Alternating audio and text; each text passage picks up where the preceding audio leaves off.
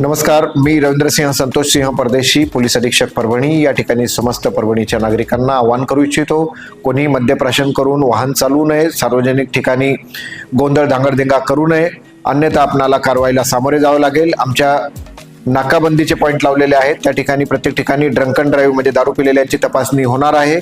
त्याच पद्धतीने फिरती पथक देखील असणार आहे।